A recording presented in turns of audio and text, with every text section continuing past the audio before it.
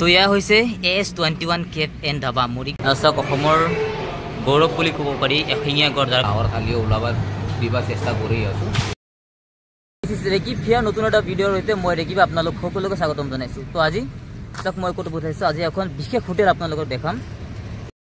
বৰ্তমান উপস্থিত আছোঁ নেশ্যনেল হাইৱেৰ একদম কাষতে শিলচাং, মানে নেলিৰ পৰা পাৰ হৈ শিলচাঙত থকা এখন বিশেষ হোটেল আপোনালোকক আজি দেখাম। বিশেষ হোটেল বা ৰেষ্টুৰেণ্ট যিয়ে নকওক। তো এয়া হৈছে নেশ্যনেল হাইৱে, দেখাই দিছে হাইৱে একদম কাষতে লাগি থকা এইখন AS21 নতুনকৈ আৰম্ভ AS21 কেফ এণ্ড ধাবা। আজি মই ইয়াত আহিছোঁ আপোনালোকক এই ধাবাখনৰ বিষয়ে জনাম আৰু দেখাম, ভালকৈ দেখাম, চাই থাকক ব্লগটো।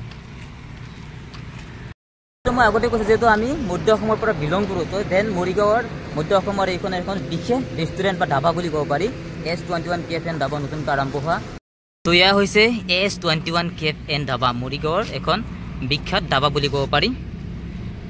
এখন হাই লেভেলৰ ধাবা, য'ত বিভিন্ন ধৰণৰ খাদ্য আপোনালোকে ইয়াত পাব।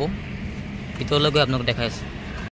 মোৰ পিছপিনে দেখি আছে AS21 কেফ এণ্ড ধাবা। খুব ধুনীয়াকৈ ধুনীয়াকৈ এক প্ৰকাৰৰ ক'ব পাৰি, ধুনীয়াকৈ বনোৱা হৈছিলে, নিৰ্মাণ কৰা হৈছিলে। বৰ্তমান 3-4 মাহ হৈছে নিৰ্মাণ কৰা হৈছে AS21 কেফ ধাবা। চাওক ভিতৰলৈ সোমাই যাওঁ, আৰু ভিতৰলৈ সোমাই যোৱাৰ আগতে কৈছোঁ যদি ফেচবুকত চাই আছে ফ'ল' এটা কৰি দিব, লাইক শ্বেয়াৰ কৰি দিব। যদি ইউটিউবত চাই আছে দেন ছাবস্ক্ৰাইব কৰি দিব, কাৰণ মধ্য অসমৰ বিভিন্ন ভাল কণ্টেণ্ট বা ভাল টপিকৰ ওপৰত আমি এনেকুৱা ভিডিঅ' দিয়ে থাকিম আপোনালোকক, চাই থাকিম। মূল প্ৰৱেশদ্বাৰ এয়া, ভিতৰলৈ সোমাই যাওঁ আমি। ভিতৰলৈ সোমাই গৈ আপোনালোকক দেখাই আছোঁ। এয়া ভিতৰলৈ সোমাই আছোঁ, খুব বঢ়িয়াকৈ আপোনালোকক দেখাম। এয়া হৈছে ইণ্টেৰিয়ৰ প্লেচ।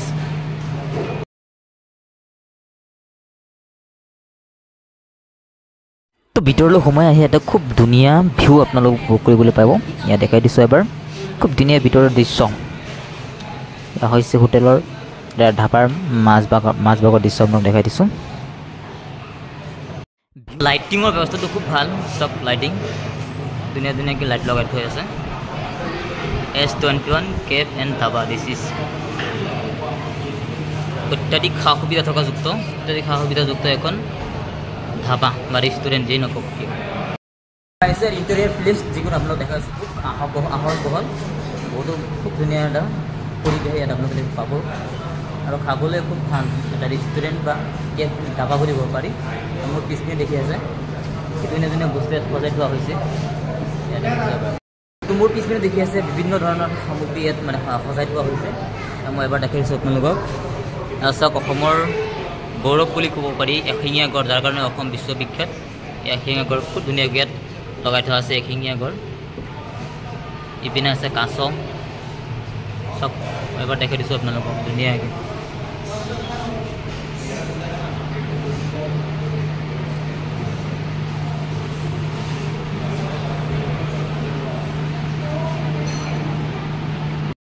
ভাবিছোঁ আপোনালোকক মেনুখন এবাৰ দেখাই দিওঁ। এয়া মই মেনুখন ওলাই লৈছোঁ। এয়া হৈছে menu AS21 cafe and dhaba. চব মেনুখন একদম ভালদৰে আপোনালোকক দেখাই দিছোঁ। ষ্ট্ৰবেৰী শ্বেক্স 159 পাইছোঁ, চকলেট শ্বেক্স 159, বিভিন্ন ভেৰাইটিছৰ খাদ্য আপোনালোকে ইয়াত পাব। ভেজিটেবল, নন ভেজিটেবল চব পাই যাব।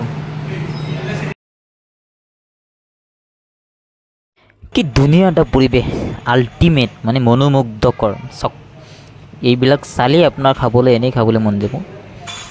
তো যদি আপোনালোকে কিবা ভাল ৰেষ্টুৰেণ্ট বা হোটেলত খাব বিচাৰিছে দেন আহি যাব পাৰে, ফেমিলি লৈ আহিব পাৰে আপোনালোকে। ধুনীয়া আপোনালোকক AS21 কেফ ধাবা মধ্য অসমৰ এখন বিশেষ ধাবা বুলি ক'ব পাৰি।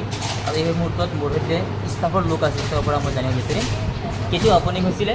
এইটো আমাৰ 13 মাৰ্চত অপেনিং কৰিছিল। 13 মাৰ্চ 3 মাহমান হৈ গ'ল আৰু। 3 মাহ হৈছে ন? 3 মাহ। কেনেকুৱা ছাৰ্ভিচ? ছাৰ্ভিচ আমাৰ এতিয়া বৰ্তমান ৰেছপঞ্চ ভালে পাই আছে।